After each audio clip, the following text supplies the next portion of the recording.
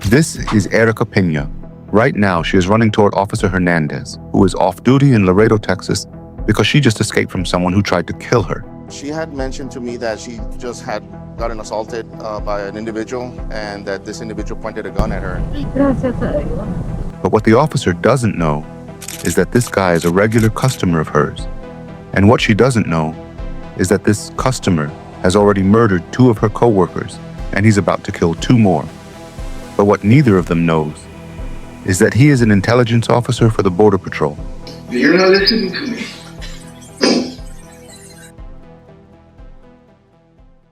It all started on September 3rd, 2018, when the Webb County Sheriff's Office received this terrifying 911 call. Webb County 911. Hi, good afternoon, ma'am. I'm here driving by Jeffries Road. I believe I found a dead body there. On that day, police arrived at the scene. Because the victim had been shot multiple times in the chest and once in the head, she was quickly identified. Her name was Melissa Ramirez. She was 28 years old, a mother of 2, and she was going through one of the most difficult chapters of her life. Assaulted at just 13, she fell deep into addiction as a teenager. To support her addiction, she turned to sex work. But just days before her murder, she told her mother she was ready to get clean. She knew that addiction was the only thing forcing her into danger, and she promised she would go back to school. But that never happened. Her death, I honestly can say she didn't deserve it. Nobody does, but Melissa no. Melissa was such a good person. Ella no se metía con nadie ni nada. She wouldn't get in with nobody, she wouldn't bother nobody. Given the nature of Melissa's work, detectives knew their job wouldn't be easy.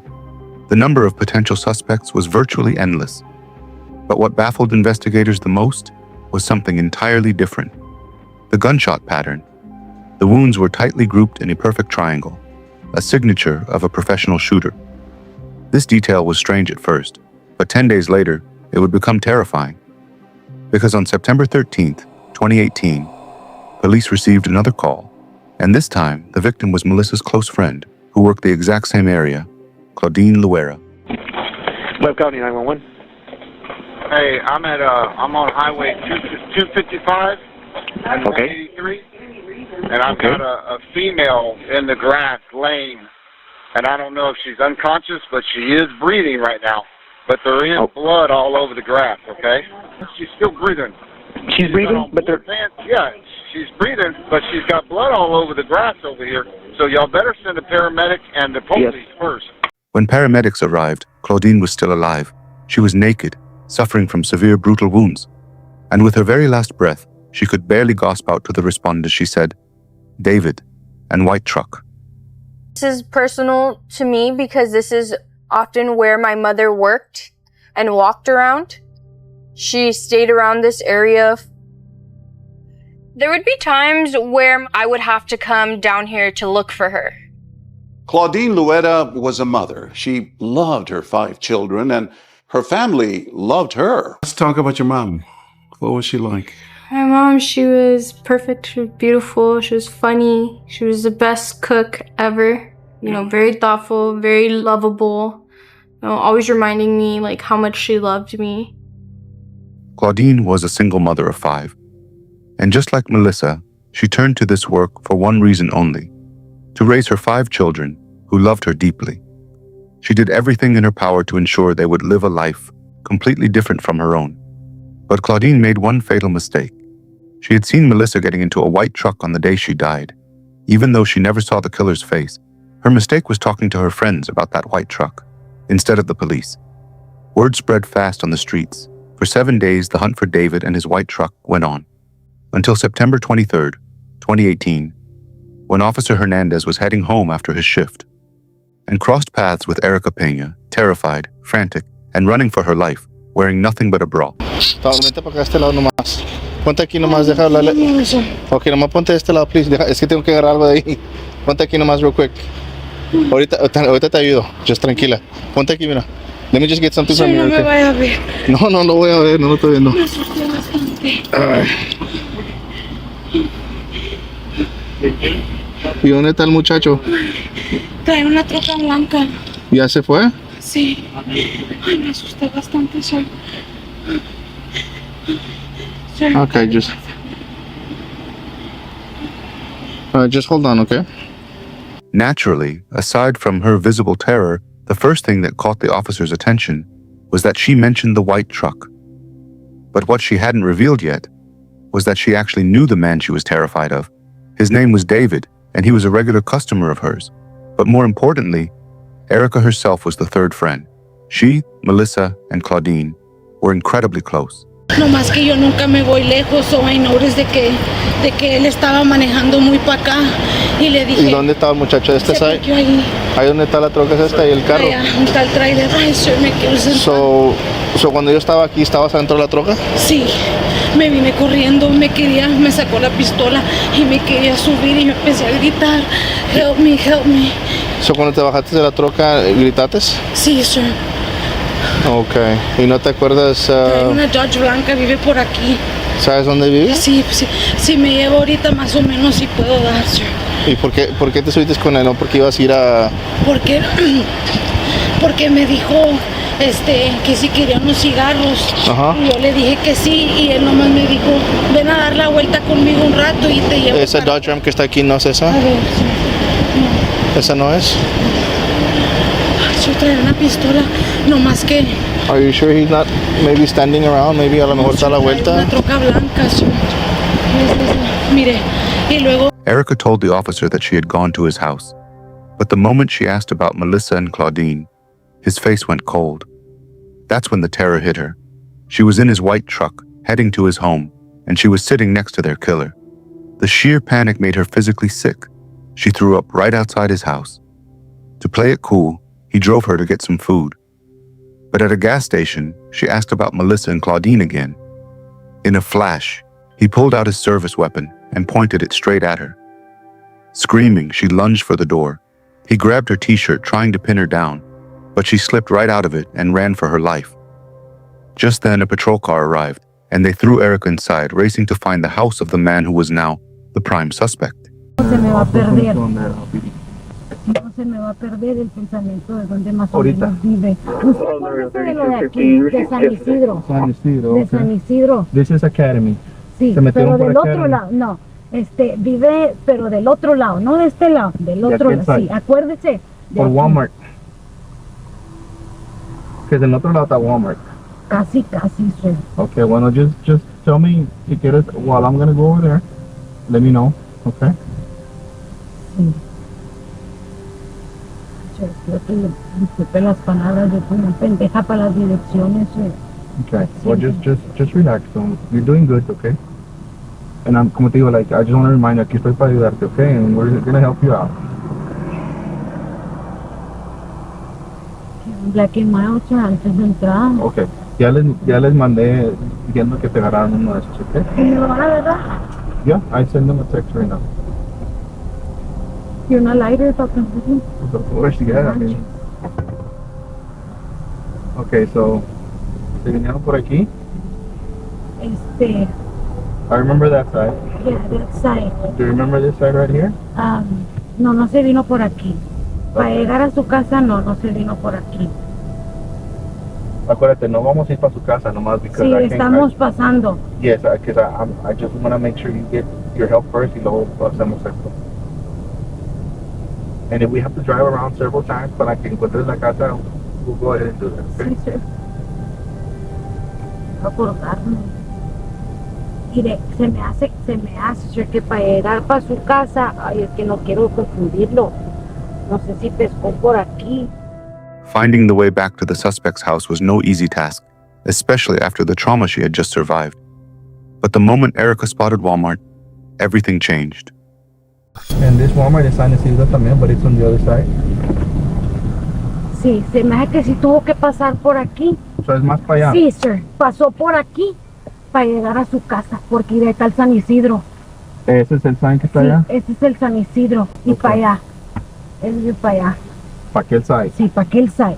Okay. Acuérdese, sir. Acuérdese. So from that point on ya sabes cómo llegar, ¿verdad? Más o menos. Okay. Más o menos. All right, then. That's good, then. Yo me voy a acordar y le voy a decir ahí que te acordaste de esta side. So when you went over there, the first right, ¿volteaste o un poquito más para allá? Because there's like several O sea, mira. That's the thing. I know, sir. Okay. The thing. No es esta troca. A ver. This is a Ford. Ya, estoy nerviosa.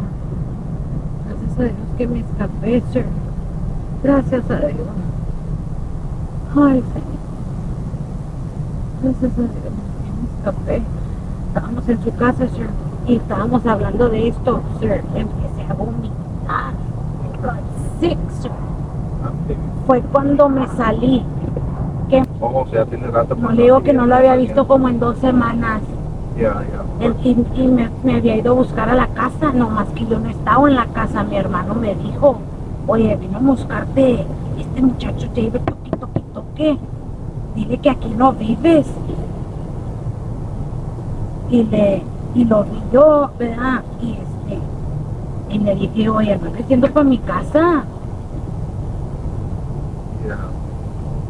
Porque sí lo he visto como 4 o 5 veces. Yo. Sí me ha levantado, no le voy a decir que no, y me ha pasado feria. Sí. Le voy a hablar al chile como se No, dice. and that's fine, mira, es mejor hablar Al chile así. le voy a hablar como, ¿verdad? Yeah, no, O sea, para que me entienda. Of course. El vato me ha ofrecido feria y yo me he ido con él, pero yo no lo había visto. The fact that David went all the way to her house and asked her to come with him, knowing she was the third friend of the 2 women he had already murdered, means only one thing. Erica was supposed to be victim number 3. She only survived because she fought back and ran. Erica managed to pinpoint the area, but she couldn't identify the exact house. So detectives pulled the surveillance footage from the gas station. They got the license plate, and it led them to a name, Juan David Ortiz. He was a father of 3. He served 8 years in the Navy, followed by 10 years as a Border Patrol intelligence officer. But when officers went to his house, he was gone. A bolo was instantly issued for his vehicle. 2 days later, while a patrol unit was parked at a gas station, they spotted the truck. That's his truck right there. He walked inside. He walked inside? Yeah. 3845. I'm with Bradshaw. Making contact. Bro.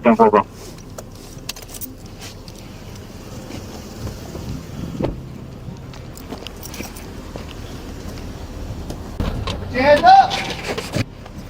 Turn around! Turn around! Turn around! Turn around! Stop right there! Stop! Stop! Stop! Stop! Stop! Is this your truck? Is this your truck? Okay, alright. Turn around! Turn around! Get on your knees! Turn around, I'll explain to you right now. Turn around! Okay, I'm gonna explain to you. Okay, Bradshaw, I'm gonna do the talking. Alright, sir, we got a positive ID with some. This truck right here is matching with the potential, with the murders that's been happening within the past 2 weeks. We wanna do an interview. We wanna do some questioning.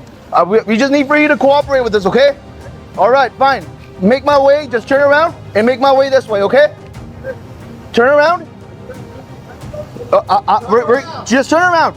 Turn around, please. Turn around. Hey!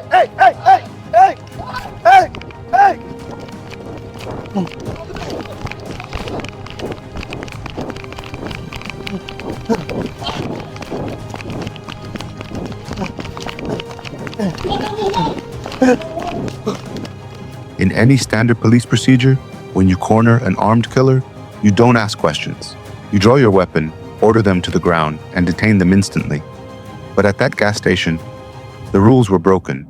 Instead of a high-risk takedown, the officers engaged in a conversation, a catastrophic mistake that put everyone in that area, including the officers themselves, in immediate mortal danger.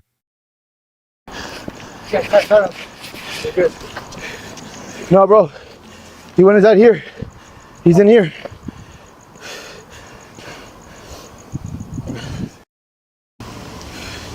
He's in here, bro. Yeah.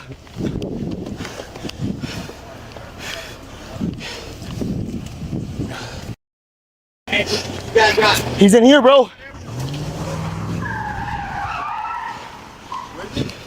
He's in here. We don't know. That's where we lost him when he did the corner. He cut in, so he's gonna be on this right here, on this section right here. We need a unit on that side, bro. David Ortiz, come out! Stay Hey, police! Hey, What's up? check that door to your right. Hey, I need one of y'all at that fence. One of y'all got to stay at the fence, guys. David Ortiz! Come out! He's got to be, bro. He couldn't have made it all the way over there. Despite the booming commands echoing through the air, meant to strike fear into his heart, David was already gone. He was nowhere to be found. And later that very night, 35-year-old Guiselda Alicia Hernandez would meet her tragic fate, becoming his third murder victim. There's a body.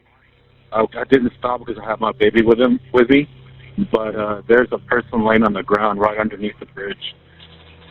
It might have been one of those homeless people, maybe, like just under shelter, just really due to the rain. You didn't see him move or anything. I didn't see him move. Like I said, I have my baby with me, so I didn't want to risk stopping. And but he didn't. He was in an awkward position. Also, he wasn't under the bridge. He was on the actual road. Giselda wasn't homeless. She was a sex worker who simply happened to be steps away from an active serial killer. And less than 2 hours after her murder, David would claim his fourth and final victim, Janelle Ortiz. Janelle knew David. She worked the exact same area as Melissa and Claudine. But as word spread through the streets that David was hunting sex workers and was on the run, the phones lit up. Tips flooded in, pinning down his exact location. And this time, there would be no escape. Jeans, khaki shirt, bro. Jeans, khaki shirt.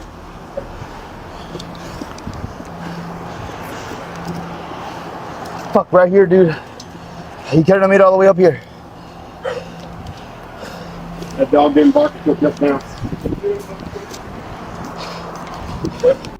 Up here, go down. I got top cover, y'all go down. We have to go down again. Hey, second, let's go. Hey, you want to go in? Let's go. That's what we're trying for. We're here. Fuck. Oh, fucker.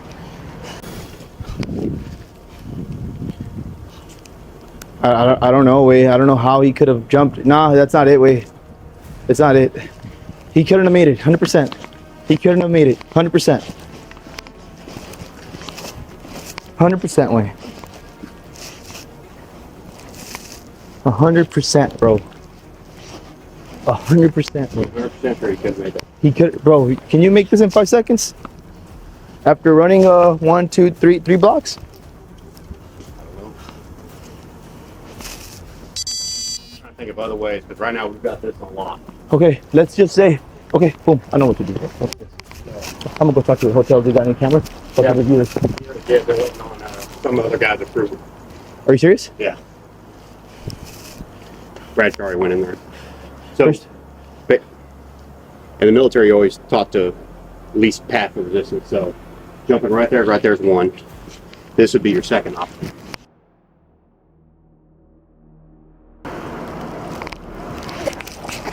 Yeah, the lady at the gas station. So what, did he see y'all and just take off? No, he stopped.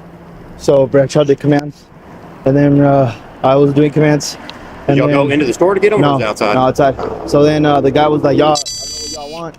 I don't know, like, you got the wrong guy. I don't know. So then I told Bradshaw, hey, Bradshaw, let me do the talking just so we won't have two, you know. So, of course, I mean, obviously my adrenaline's up. So I'm like, okay, you gotta chill. We're here to interview you. Possible suspect. Possible victims or murder case. And he's like, no, I don't know what you're talking about. I was like, okay, just listen, turn around. So he turned around. He's like, okay, just follow my and walk towards me. And then he's like, I'm bolted. Y'all should have shot him. You can't do that, bro. Yeah, you can. Yeah, you can. I'm serious. He's already on the paper. Okay. Hey. Two people. But we don't know it was him. We don't know. Now we do, right? Obviously. But did you know at that point he was a possible suspect, right? Okay.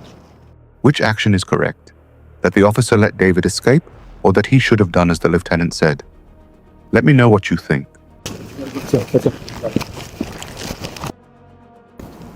Ariel, underneath here, it's not underneath here. It's not filled. It's pillars. Go inside.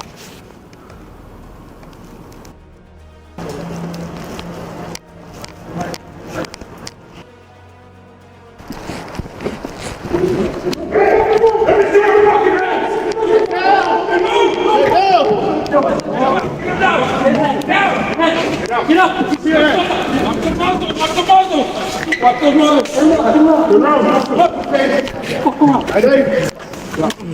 relax. Relax. Let's talk from the past. 91. I got it. Bro. Got it. Give him a hand. Is this the subject we're looking at? Yes, it is. Hold your hand. Relax.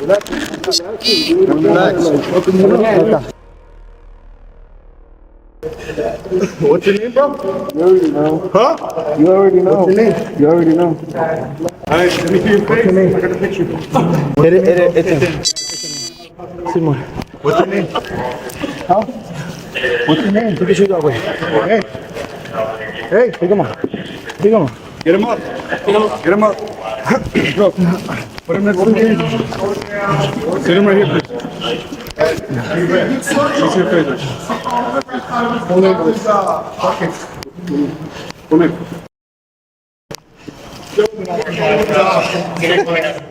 When they finally dragged him into the station, his first instinct wasn't fear or remorse. It was pure, unfiltered arrogance. He immediately insulted the officer he had slipped away from earlier. It was obvious that the humiliating way he was captured had deeply bruised his sickening, narcissistic ego. Damn, who's the trooper I spoke, man? The trooper couldn't keep up with me, dude. Tell him he needs to work out some more, man. 2 of them.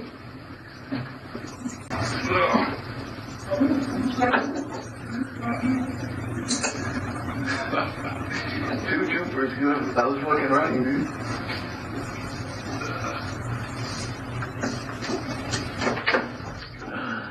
The interrogation dragged on for 9 grueling hours, but unfortunately, the audio quality was very poor. Ortiz flatly denied any connection to Erica, even though police had already found her t-shirt sitting right inside his truck. He denied knowing any of the 4 women, claiming he suffered from sudden, inexplicable blackouts. But investigators knew exactly who they were dealing with. To break him, they had to play into his warped reality. They minimized his horrific crimes, feeding his ego, and convincing him that eliminating sex workers wasn't a major offense, especially for a man like him, who had served his country for over 18 years. You don't know. That's not twice. 30. That's correct. Sitting there, so it makes a difference. It's going to be. But you are here practice. No, I know. We know you didn't. These girls will tell you I can buy them food. No, they don't. And I believe you. And Tracy, I completely believe you that that was the plan. I know that. Someone who served their country the way you did, a family man like you, that's not something you plan. That's shit that goes wrong in it, just gets out of control, piles up on you. You probably felt like you had to do it because people have seen you with her and it's just would have gotten out of him. You would have dumped her off at the hospital like you said.